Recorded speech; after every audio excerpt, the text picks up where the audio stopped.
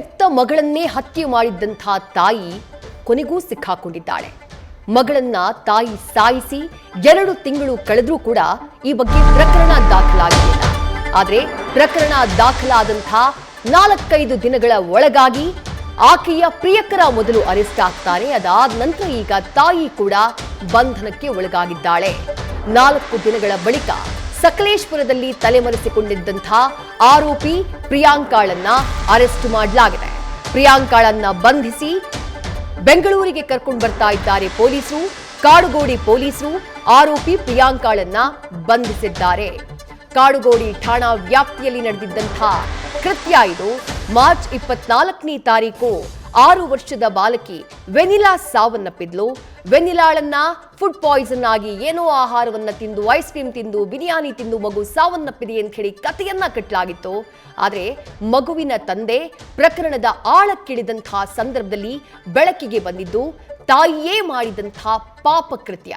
ತನ್ನ ಪ್ರಿಯಕರ ಮೋಹನ್ ಜೊತೆ ಸೇರಿ ಆಕೆ ಮಾಡಿದಂಥ ಪೈಶಾಚಿಕ ಕೃತ್ಯ. ಪೊಲೀಸರು ಮೊದಲಿಗೆ ಪ್ರಿಯಕರ ಮೋಹನ್ನ ಬಂಧಿಸ್ತಾರೆ.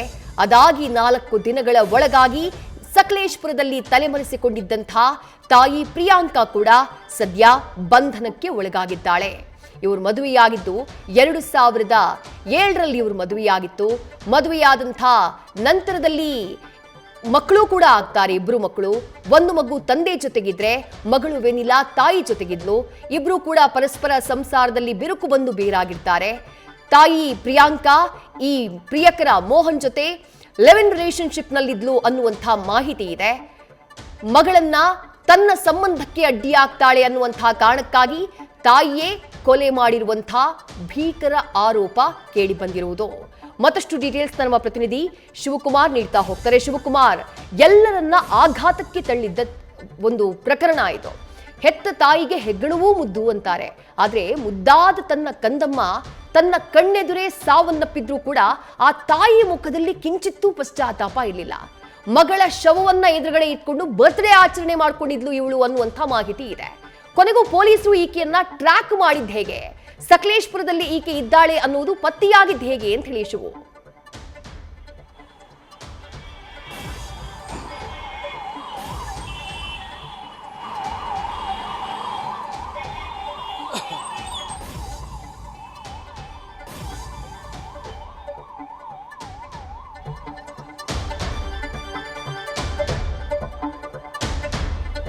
ಕಾಡುಗೋಡಿಯಲ್ಲಿ ವರದಿಯಾಗಿದ್ದಂಥ 6 ವರ್ಷದ ಬಾಲಕಿ ವೆನಿಲಾ ಕೊಲೆ ಪ್ರಕರಣಕ್ಕೆ ಸಂಬಂಧಪಟ್ಟಂತೆ ಸದ್ಯ ಆರೋಪಿತ ತಾಯಿಯನ್ನ ಕಾಡುಗೋಡಿ ಪೊಲೀಸರು ಬಂಧಿಸಿ ಸದ್ಯ ಬೆಂಗಳೂರಿನ 1ನೇ ACJM ನ್ಯಾಯಾಲಯಕ್ಕೆ ಹಾಜರುಪಡಿಸೋಕೆ ಸಿದ್ಧತೆಯನ್ನು ನಡೆಸಿಕೊಂಡಿದ್ದಾರೆ.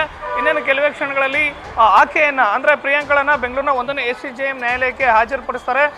ಯಾವಾಗ ಮೋಹನ್ ಅರೆಸ್ಟ್ ಆಗ್ತಾನೆ, ಮೋಹನ್ ಅರೆಸ್ಟ್ ಆದಂತ ನಂತರದಲ್ಲಿ ಮೋಹನ್ ಅರೆಸ್ಟ್ ಆಗ್ತಿದ್ದಂತೆ ಈಕೆ ಕೂಡ ಪ್ರಿಯಾಂಕಾ ತನ್ನ ಮೊಬೈಲ್ ಅನ್ನ ಸ್ವಿಚ್ ಆಫ್ ಮಾಡಿಕೊಂಡು ಬೆಂಗಳೂರಿನಿಂದ ಎಸ್ಕೇಪ್ ಆಗ್ತಾಳೆ.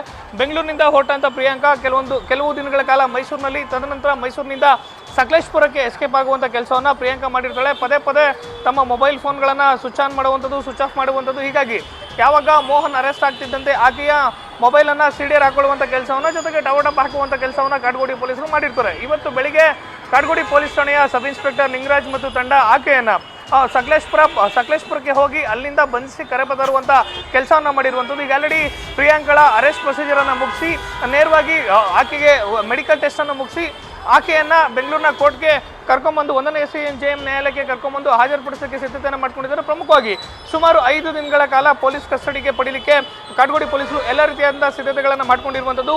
ಮೊದಲನೇದಾಗಿ 6 ವರ್ಷದ ಬಾಲಕಿ ವೆನಿಲಾ ಮಾರ್ಚ್ 24ನೇ ತಾರೀಕು ಸಾವನ್ನಪ್ಪಿದ್ರೆ ಆಕೆಯ ಸಾವನ್ನಪ್ಪಂತ ಪ್ರಕರಣಕ್ಕೆ ಸಂಬಂಧಪಟ್ಟಂತೆ ಮೊದಲನೇದಾಗಿ ಕಾಡುಗೋಡಿ ಪೊಲೀಸರು ಅನುಮಾನಾಸ್ಪದ ಸಾವು ಪ್ರಕರಣವನ್ನು ದಾಖಲು ಮಾಡ್ಕೊಳ್ತಾರೆ. UDR ಕೇಸನ್ನು ದಾಖಲು ಮಾಡ್ಕೊಂಡಂತ ನಂತರದಲ್ಲಿ ಆ ಕೇಸು ಮರ್ಡರ್ ಕೇಸ್ ಆಗಿ ಕನ್ವರ್ಟ್ ಆಗುವಂಥದ್ದು ಸರಿಸುಮಾರು 2 ತಿಂಗಳ ನಂತರದಲ್ಲಿ ಜೂನ್ 4ನೇ ತಾರೀಕು UDR ಆಗಿದ್ದಂಥ ಕೇಸನ್ನು ಮರ್ಡರ್ ಕೇಸ್ ಆಗಿ ಕನ್ವರ್ಟ್ ಮಾಡಿಕೊಂಡು ತನಿಖೆಗಿಳಿದಂಥ ಕಾಡುಗೋಡಿ ಪೊಲೀಸರಿಗೆ ಮೊದಲನೇದಾಗಿ UDR ಆಗಿದಂಥ ಕೇಸು ಮರ್ಡರ್ ಕೇಸ್ ಆಗಿ ಹೇಗೆ ಕನ್ವರ್ಟ್ ಆಯಿತು ಅಂತ ಹೇಳಿ ನೋಡಿದಂಥ ಸಂದರ್ಭದಲ್ಲಿ ಮೃತ ಮಗು ವೆನಿಲಾ ಏನಿದೆ, ವೆನಿಲಾಳ ತಂದೆ ಪ್ರವೀಣ್ ಅವರು ನನ್ನ ಮಗಳನ್ನ ಕೊಲೆ ಮಾಡಿ ಹತ್ಯೆಯನ್ನ ಮಾಡಿದ್ದಾರೆ.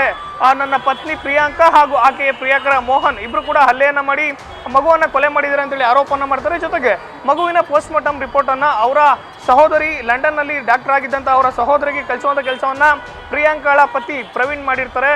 ಅವರ ಸಹೋದರಿ ಕೊಟ್ಟಂತ ವರದಿ ಅಂದ್ರೆ ಅವರು ಫೋನ್ನಲ್ಲಿ ತಮ್ಮನಿಗೆ ತಿಳಿಸುವಂತ ಕೆಲಸವನ್ನು ಮಾಡ್ತಾರೆ. ಮಗುವಿನ ಪೋಸ್ಟ್ ಮಾರ್ಟಮ್ ರಿಪೋರ್ಟ್ನಲ್ಲಿ ಮಗುವಿನ ಹೊಟ್ಟೆ ಭಾಗಕ್ಕೆ ಏಟಾಗಿದೆ, ಜೊತೆಗೆ ಉಸಿರುಗಟ್ಟಿ ಸತ್ತಿರ್ಬೋದು ಅಂತೇಳಿ ಸಸ್ಪೆಕ್ಟ್ ಕಾಣ್ತಾ ಇದೆ. ತಡ ಮಾಡಬೇಡ, ಕೂಡಲೇ ಹೋಗಿ ಪೊಲೀಸರಿಗೆ ದೂರನ್ನ ಕೊಡು ಅಂತೇಳಿ ಪ್ರವೀಣ್ ಅವರ ಸಹೋದರಿ ಪ್ರವೀಣ್ ಅವ್ರಿಗೆ ಹೇಳುವಂತ ಕೆಲಸವನ್ನು ಮಾಡ್ತಾರೆ. ಕೂಡಲೇ ಕಾಡ್ಗೋಡಿ ಪೊಲೀಸ್ ಠಾಣೆಗೆ ಬಂದು ಕೊಲೆ ಕೇಸ್ ನಡಿ ದೂರನ್ನ ಕೊಡುವಂತ ಕೆಲಸವನ್ನ ವೆನಿಲಾ ತಂದೆ ಪ್ರವೀಣ್ ಮಾಡ್ತಾರೆ.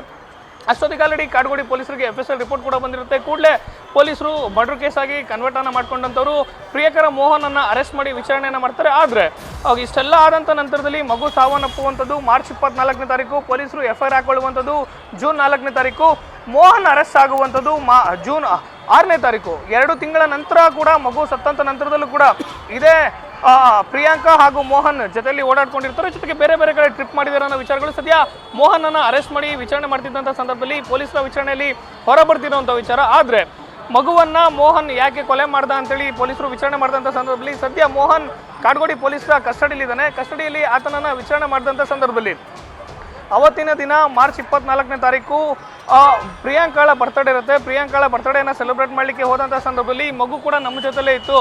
ಮಗು ನನಗೆ ಐಸ್ ಕ್ರೀಮನ್ನು ಕೇಳ್ತು, ಐಸ್ ಕ್ರೀಮ್ ಕೊಡಿಸಿದೆ. ಆದರೆ ನಾನು ಕೊಡಿಸಿದಂಥ ಐಸ್ ಕ್ರೀಮ್ ಮಗುಗೆ ಇಷ್ಟ ಆಗಿಲ್ಲ, ಬೇರೆದು ಕೇಳ್ತು. ಹೀಗಾಗಿ ನನ್ನ ಎಡಗೈನಿಂದ ಮಗುವಿಗೆ ಹಲ್ಲೆಯನ್ನು ಮಾಡಿದೆ. ಆ ಸಂದರ್ಭದಲ್ಲಿ ಮಗುವಿನ ಹೊಟ್ಟೆ ಭಾಗಕ್ಕೆ ಏಟು ಬಿತ್ತು. ನಂತರದಲ್ಲಿ ಮಗು ಮತ್ತೆ ಬಿಕ್ಕಳಿಸಿ ಅಳಲಿಕ್ಕೆ ಶುರು ಮಾಡುತ್ತೆ. ಹೀಗಾಗಿ ಮಗುವಿನ ಬಾಯಿ ಮತ್ತು ಮೂಗನ್ನು ಅದುಮಿ ಇಟ್ಕೊಂಡೆ, ಅಂದರೆ ಮಗುವನ್ನು ಉಸಿರುಗಟ್ಟಿಸಿ ಸಾಯಿಸಿದೆ. ನಂತರದಲ್ಲಿ ತಗೊಂಡೋಗಿ ಕಾರ್ನಲ್ಲಿ ಮಲಗಿಸುವಂಥ ಕೆಲಸವನ್ನು ಮಾಡಿದೆ ಅಂತೇಳಿ ಆರೋಪಿ ಮೋಹನ್ ಪೊಲೀಸರ ಮುಂದೆ ಸ್ಟೇಟ್ಮೆಂಟನ್ನು ಕೊಟ್ಟಿರುವಂಥದ್ದು. ಆದರೆ ಇಷ್ಟೆಲ್ಲ ಆದಂಥ ನಂತರದಲ್ಲೂ ಕೂಡ ಕಾಡ್ಗೋಡಿ ಪೊಲೀಸರು ಪ್ರಕರಣದಲ್ಲಿ ಪ್ರಿಯಾಂಕಾಳ ಪಾತ್ರ ಏನು ಅಂತೇಳಿ ಮೋಹನನ್ನ ಕೇಳಿದಂಥ ಸಂದರ್ಭದಲ್ಲಿ ಆರೋಪಿ ಮೋಹನ್ ಎಲ್ಲೂ ಕೂಡ ಪ್ರಿಯಾಂಕಾಳ ಪಾತ್ರದ ಬಗ್ಗೆ ಕಾಡ್ಗೋಡಿ ಪೊಲೀಸರ ಮುಂದೆ ಬಾಯನ್ನ ಬಿಡ್ತಿಲ್ಲ. ಜೊತೆಗೆ ಕಾಡ್ಗೋಡಿ ಪೊಲೀಸರು ಬೆಳಿಗ್ಗೆ ಆಕೆಯನ್ನು ಸಕಲೇಶ್ಪುರದಲ್ಲಿ ಅರೆಸ್ಟ್ ಮಾಡಿ ವಶಕ್ಕೆ ಪಡೆದು ಬೆಂಗಳೂರಿಗೆ ಕರೆತಂದ್ರು ಕೂಡ ಆಕೆಗೆ ಪ್ರಾಥಮಿಕ ವಿಚಾರಣೆಯನ್ನ ಮಾಡಿ ಸ್ವತಃ ನಿಮ್ಮ ಮಗಳನ್ನ ಸಾಯಿಸುವಂಥದ್ದು ಏನಿತ್ತು ಅಂತೇಳಿ ಪ್ರಶ್ನೆ ಮಾಡಿದಂಥ ಸಂದರ್ಭದಲ್ಲಿ ಆಕೆ ಎಲ್ಲೂ ಕೂಡ ತನ್ನ ಮಗು ವೆನಿಲಾ ಏನಿದೆ ಮಗುವನ್ನ ಕೊಲೆ ಮಾಡಿದ್ದು ನಾನು ಅನ್ನೋದನ್ನ ಆಕೆ ಒಪ್ಕೊಳ್ತಿಲ್ಲ. ಜೊತೆಗೆ ಪ್ರಿಯಕರ ಮೋಹನ್ ಏನಿದ್ದಾನೆ ಆತ ಕೂಡ ಕೊಲೆಯನ್ನ ಮಾಡಲಿಕ್ಕೆ ಸಾಧ್ಯನೇ ಇಲ್ಲ ಅನ್ನೋ ರೀತಿಯಲ್ಲಿ ಪೊಲೀಸರ ಮುಂದೆ ಆಕೆ ವಾದವನ್ನ ಮಾಡ್ತಿರುವಂಥದ್ದು. ಅಂದ್ರೆ ಆಕೆ ಹೇಳ್ತಿರುವಂಥದ್ದು ನಾನು ಕೂಡ ಮಗುವನ್ನ ಸಾಯಿಸಿಲ್ಲ, ಜೊತೆಗೆ ಮೋಹನ್ ಕೂಡ ಮಗುವನ್ನ ಸಾಯಿಸಿಲ್ಲ, ಮಗುವಿಗೆ ಐಸ್ ಕ್ರೀಮ್ ಅನ್ನ ಕೊಡಿಸಿದ್ವಿ, ಬಿರಿಯಾನಿನ ಕೊಡಿಸಿದ್ವಿ. ಈ ಹಿಂದೆ ಮಗು ಅನುಮಾನಾಸ್ಪದವಾಗಿ ಸಾವನ್ನಪ್ಪದಂತ ಸಂದರ್ಭದಲ್ಲಿ ಆಕೆ